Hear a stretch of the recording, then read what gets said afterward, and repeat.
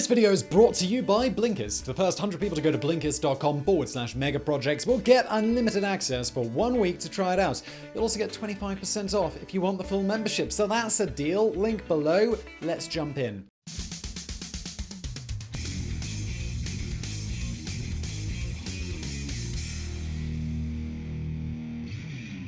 Antarctica. A vast, frozen land that sprawls for 14 million square kilometers, which is bigger than Canada and India combined. And it's also got an ice sheet that measures 4.7 kilometers in thickness at its deepest point. The first human sighting of the Great White Continent came almost exactly 200 years ago in 1820, and it's an area that has drawn explorers and scientists ever since. But despite this, much of Antarctica remains unexplored and untouched, perhaps no more so than what lies beneath our feet. The European project for ice coring in Antarctica, EPICA, has been drilling in Antarctica for over 2 decades now. Their prize is not oil or any kind of mineral, but rather pieces of ice that are hundreds of thousands of years old. By studying this ice, it's hoped that we'll be better able to understand the changes that our planet has seen over time, which in turn may help us to predict the effects of climate change more accurately. Their recent findings have opened up a window to the past that stretches back an extraordinary 800,000 years. But with new ice cores planned, the group hopes to push our knowledge back past the 1 million year mark. These are megaprojects in the truest sense of the word. They involve painstaking processes that can take years to complete in temperatures that are at best -22 Celsius, that's -7.6 Fahrenheit. This is not glamorous work, and it receives far less attention than it really should. But the data coming out of these ice cores is staggering and has enabled us to map out our planet's past like never before.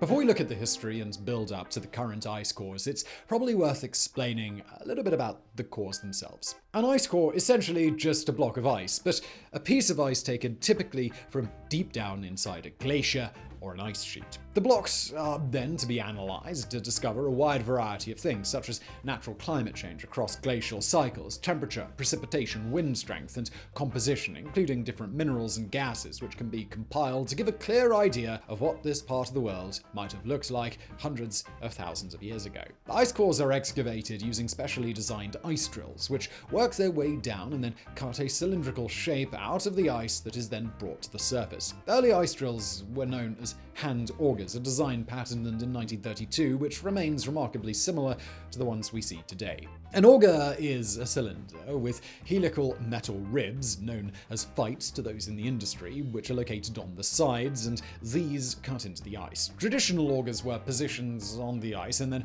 slowly turned by hand, and this pushed them down. When the process was reversed, the auger would twist out of the ice, bringing with it a nicely cut portion of frozen history. Nowadays, using tripods and mechanical versions of the auger, scientists can go as deep as 50 meters in a single sitting, although 30 meters is considered close to optimal because of the stress on the drill. Some modern ice cores are now dug with a string of drill pipes, which can be incrementally added as the pipe descends into the hole, while cooling liquid is pumped down to cool the surprisingly high temperatures that the drill can produce, even when it's drilling through thick ice. Once the ice is removed, sometimes it's studied on site, or often it's shipped immediately to cold storage. Researchers from around the world can then apply to study pieces of ice from certain areas and particular periods.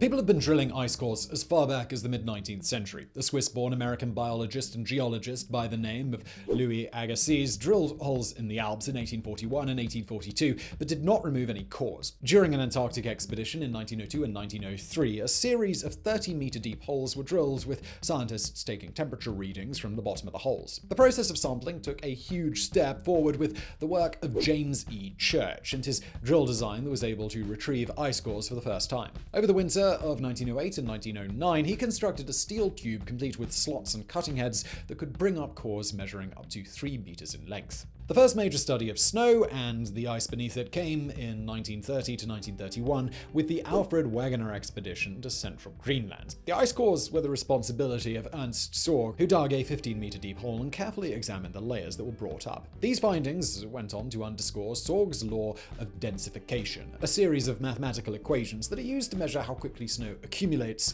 and compacts. The The 1950s saw a large increase in the number of ice cores, with studies getting underway in Alaska, Greenland, and Antarctica. The International Geophysical Year, IGY, a global scientific project involving 67 countries, was held across 1957 and 1958, with deep cores emerging as one of the high-priority research targets. A 307-meter core was drilled at Bird Station in Antarctica, while in Greenland, drills descended to a record depth at the time of 411 meters. The success of the IGY meant an uptick in both the interest in ice core drilling and also the technology to do it. In 1966, a hole drilled by the American Cold Regions Research and Engineering Laboratory, CREL, reached the bottom of the ice sheet for the first time, clocking up an impressive depth of 1,387 meters. But that was nothing. The same drill was then moved to Bird Station, where it hit a depth of 2,164 meters until it was frozen in place by sub-ice meltwater and eventually abandoned. This being the middle of the Cold War, you probably won't be surprised to hear that there was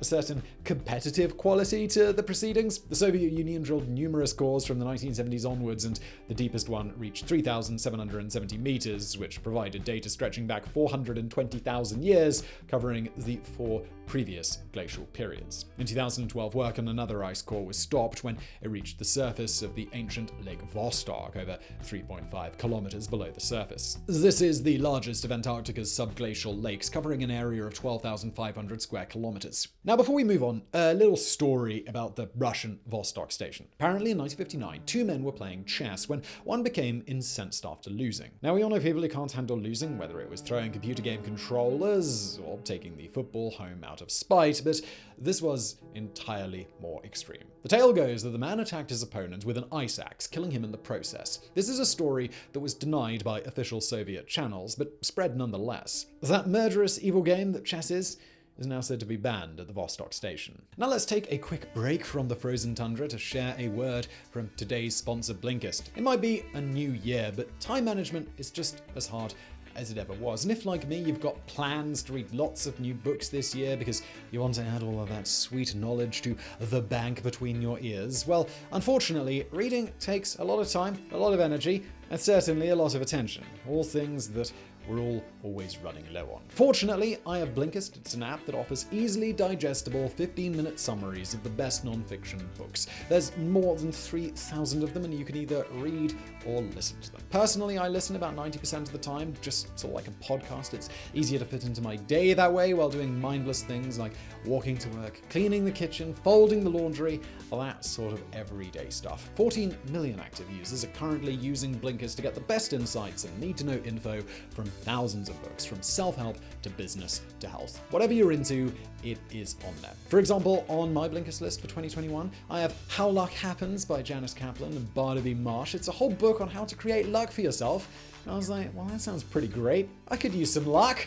And it's all distilled into a 13-minute package. Incredible. I personally recommend a book that I recently read, and I very much enjoyed reading the Blinkist version of it, sort of a recap to get all the key pieces of knowledge from a long book. That would be Principles by Ray Dalio, which is a great read. Check it out on Blinkist. So if you're interested in learning big ideas in small packages, please head over to blinkist.com/megaprojects, where the first 100 people will get 1 week to try out Blinkist for free. You'll also get 25% off if you want the full membership. Again, a 7-day trial, which you can cancel at any time at blinkist.com/megaprojects. And let's return to Antarctica.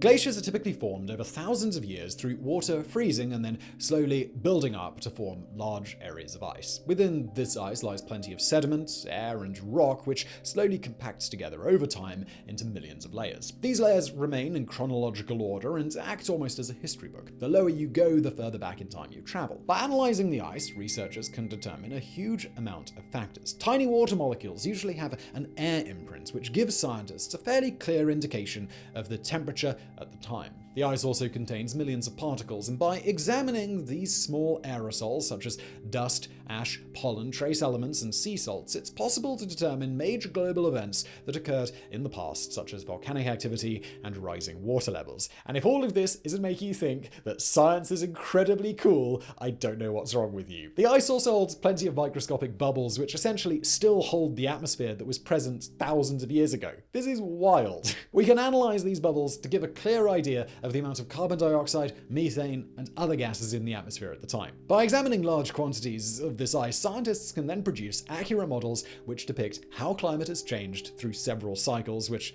we'll explain a little later in the video.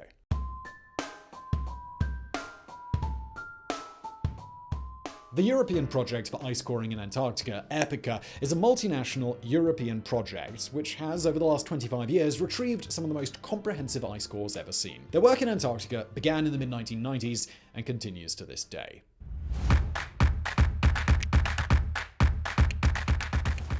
Members of the EPICA team began arriving at Dome C during the field season of 1996 and 1997. This is the site of the current CONCORDIA research station, operated jointly by France and Italy, around 1,670 kilometers southeast of the South Pole. But when EPICA arrived, they were greeted by nothing but a wide-open expanse of white. Once a camp had been established, a drill casing going down 120 meters was installed close by. At this point, it's probably worth pointing out that this is not a particularly fast process. Not only can work only be carried out during the relatively short summer months that Antarctica experiences, but the drilling itself often moves at a painfully slow speed. It would take 8 years until the core at Dome C reached its final depth. By December 1998, the drill had progressed to a depth of 781.6 meters when catastrophe struck as the drill became lodged within the hole and couldn't be retrieved. Not to be deterred, in December 2000, scientists began another hole close by, and a year later had reached 1,458.2 meters and 2,871 meters by February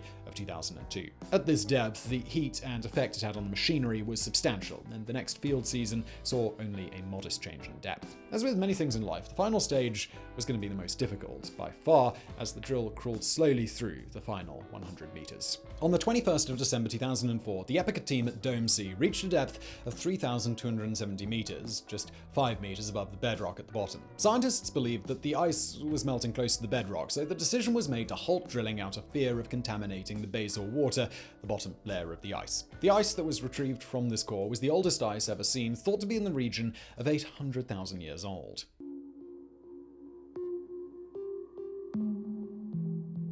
2 years later, in 2006, drilling ceased at another EPICA core, this time at KOHNEN station, a German-run research station located in the north of the continent. The aim here was to produce a high-resolution record of a glacial-interglacial cycle, a period that covers both an ice age and a significant time without ice, in an area of Antarctica facing the Atlantic Ocean, which could then be compared with similar work going on in Greenland. The drilling was stopped at 2,774 meters, but still managed to record around 300,000 years worth of data.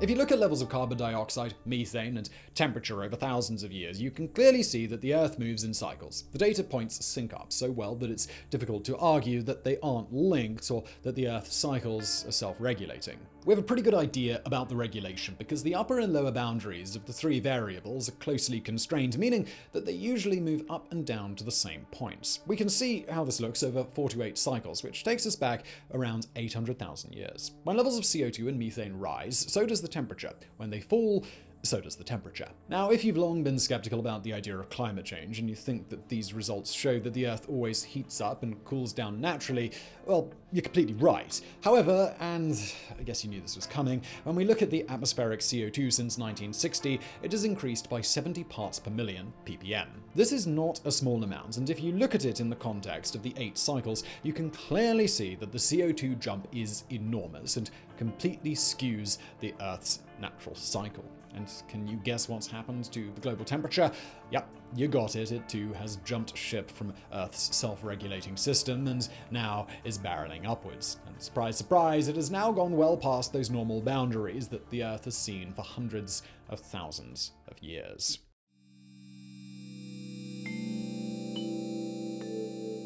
In 2019, the EPICA team announced Beyond EPICA, the oldest ice, a project that would attempt to retrieve ice dating back as far as 1.5 million years. The team arrived at Little Dome C, 32 kilometers from Dome C, in late November, but it wasn't until December the 22nd that drilling began. A team member described the day in the EPICA diary as sunny, no clouds. The following day, the drill reached 73 meters before running into problems and needing to be disassembled. The drill being used here is a new design known as the RADIX, Rapid Access Drilling and ice extraction and involves a downhole hydraulic motor powered by high-pressure fluid. The fluid pushes the cuttings, loose ice, to the surface between the hull wall and fluid tube. The hull was first cased, meaning a polyethylene cylindrical lining was installed that went from the surface down through the snow and firn, granular snow, to the ice below. Without this, the cooling liquid would simply be absorbed by the snow. The drill itself has a 50mm diameter and a nominal speed of 10mm per second, and when I say nominal, I mean that in a very abstract sense. Work